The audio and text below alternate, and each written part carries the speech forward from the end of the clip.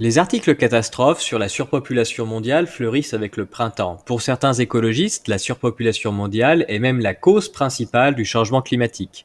Dans tous les pays, des lobbies luttent pour limiter par la loi le nombre d'enfants, comme cela était le cas en Chine.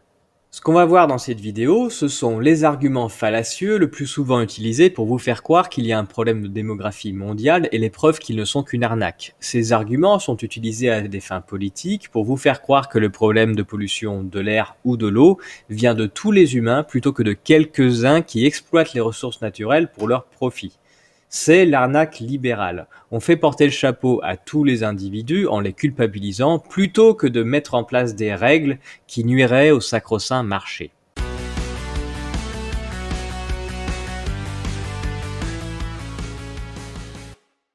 Sur le site populationmatters.org, on montre comme preuve du problème la courbe estimée de la croissance mondiale depuis l'an 1000. On voit ainsi une belle courbe exponentielle qui laisse penser au lecteur que la courbe va continuer pour atteindre des sommets jusqu'à faire déborder la Terre de monde. C'est un effet d'optique. Quand on zoome sur la période récente, on peut voir que la croissance mondiale a bien commencé à ralentir depuis les années 70. Le site Our World in Data met à jour régulièrement tous les chiffres disponibles sur la population mondiale. En 1970, la population mondiale a augmenté de 2% sur un an, en 1980 de 1,8% sur un an, en 1990 de 1,6%, en 2000 de 1,3%, en 2010 de 1,1%. Et si on prolonge plutôt cette courbe, on s'attend à une quasi-stabilisation de la population d'ici la fin du siècle.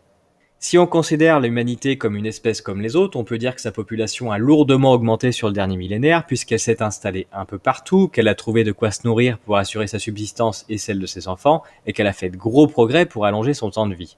La croissance de la population ralentit puisqu'un peu partout on est arrivé à un certain aboutissement de cette logique.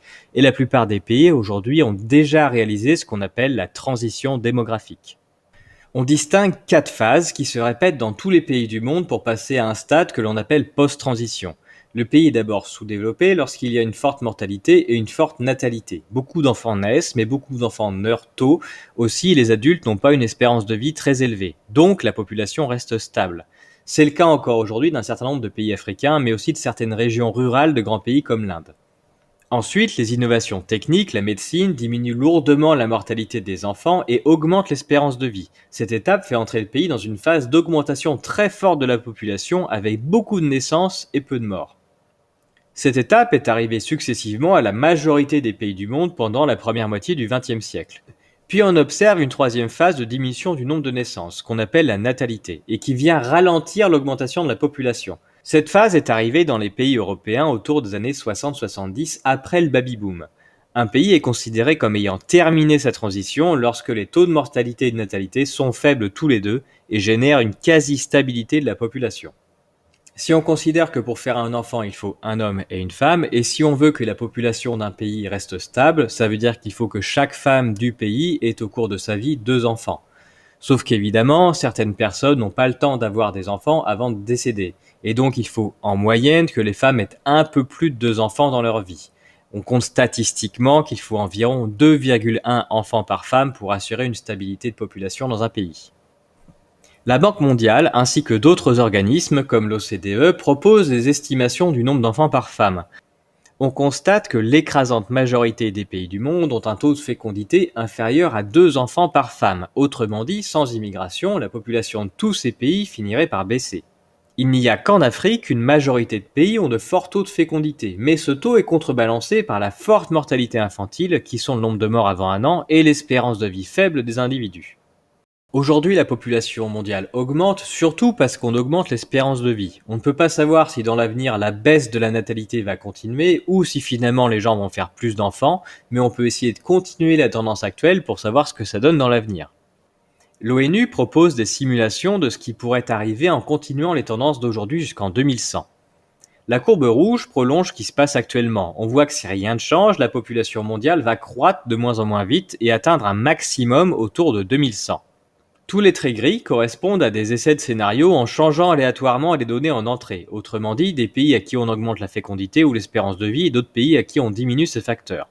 Les pointillés rouges épais montrent que 80% des scénarios sont dans cet intervalle et les pointillés rouges fins montrent que 95% des scénarios sont dans cet intervalle. Les pointillés bleus représentent des modèles arbitraires où on ajoute et enlève arbitrairement 0,5 enfants par femme, ce qui n'a quasiment aucune chance d'arriver. Dans l'écrasante majorité des projections de l'ONU, la population mondiale augmente certes, mais vers un maximum qui pourrait être atteint autour de 2100.